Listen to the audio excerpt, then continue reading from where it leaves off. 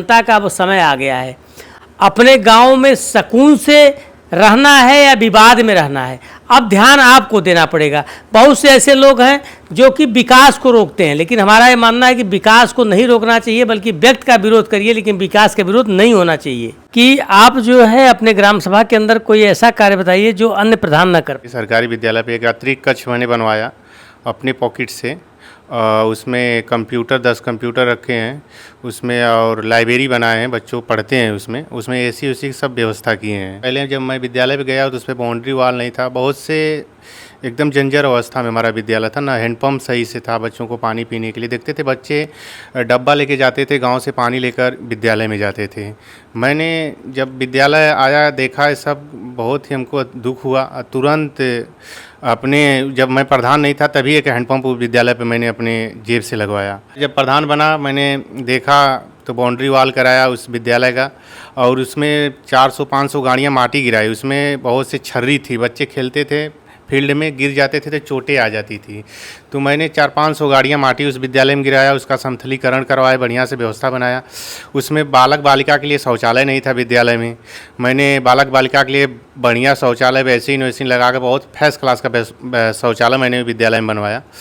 और देखे बच्चे गर्मी के मौसम में बहुत पंखा नहीं था क्लास में, तो हर क्लास में मैंने पंखा लगवाया। एक प्राइमरी में इन्वर्टर बैटरी दिया, एक जूनियर में इन्वर्टर बैटरी दिया, एक कंप्यूटर कक्ष जो बनाए हैं लाइब्रेरी उसमें इन्वर्टर बैटरी, 3 इन्वर्टर बैटरी मैंने विद्यालय में दिया। जैसे ग्राम प्रधान बनने के बाद जो है आपका फोकस जो है शिक्षा पे ज़्यादा था।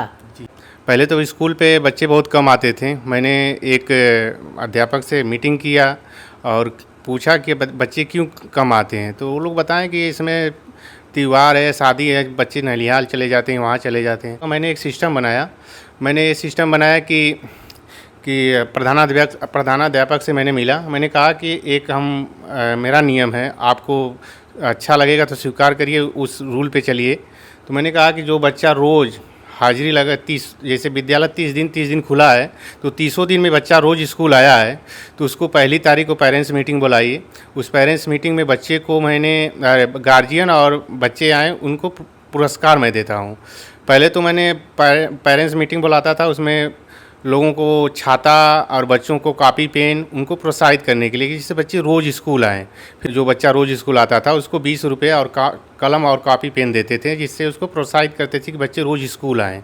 उनको देखकर वो भी बच्चा रोज़ स्कूल आए। ऐसे स्कूल का रोटेशन बढ़ने लगा, बच्चों का जनसंख्या स्कूल पर आने की और तेज़ी होने लगी। वर्तमान में कितने स्टूडेंट हैं? इस समय करीब 200 बच्चे हैं। बुजुर्गों के लिए आपने क्या व्यवस्था बनाई? बुजुर्गों के लिए इससे पहले पेंशन नहीं थी, 60 साल पेंशन। हमारे और ग्राम सभाओं में मैंने देखा जब लिस्ट खोल के, तो एक भी 60 साल, दो लोगों का 60 साल पेंशन हमारे ग्राम सभा में बना था। मैंने 60 साल पेंशन करीब इस समय हमारे ग्राम पंचायत में देखेंगे चिलौना कला में 150 बुजुर्गों का पेंशन मैंने बनवाया।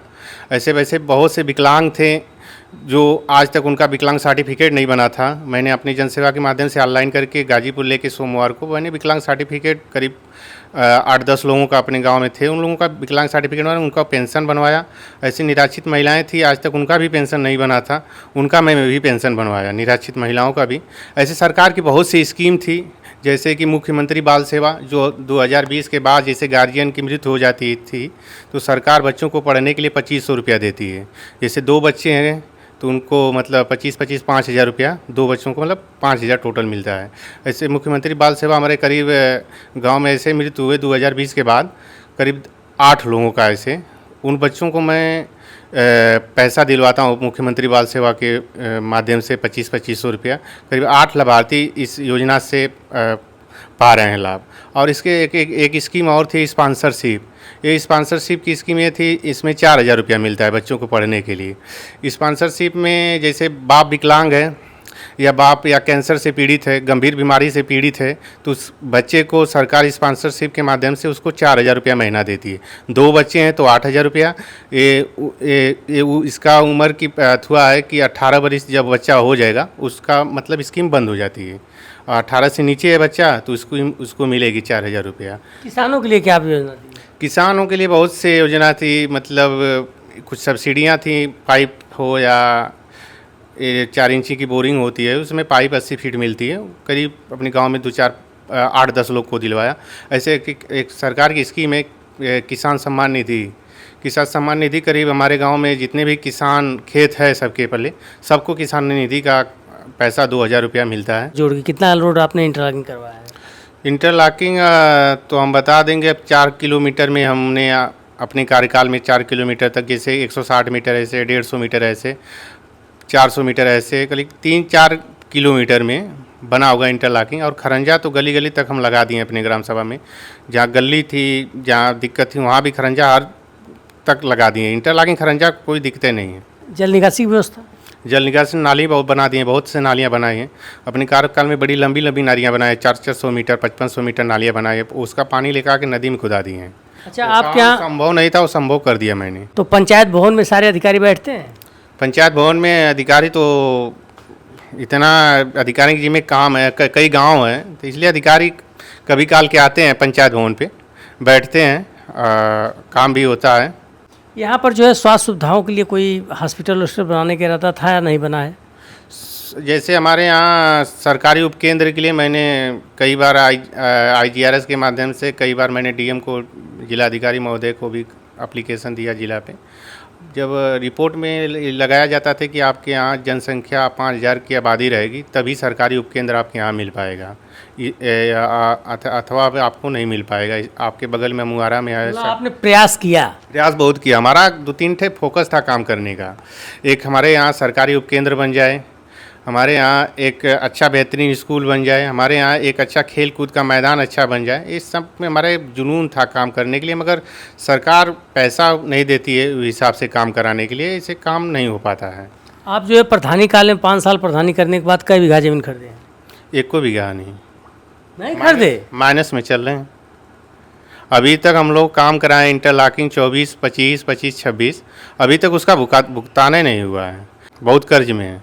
आप कर्ज में चल रहे हैं? जी जी, बहुत। तो ऐसा काम क्यों किए कि जनता की सेवा भी करे, उस कर्ज में भी चले? आपके पास संसाधन नहीं रहेगा तो कैसे जनता की सेवा करेंगे? आप तो अच्छे काश्तकार भी हैं, काफ़ी लंबे चौड़े काश्तकार हैं। आप घर का काम करते हैं, खेती बाड़ी करते हैं?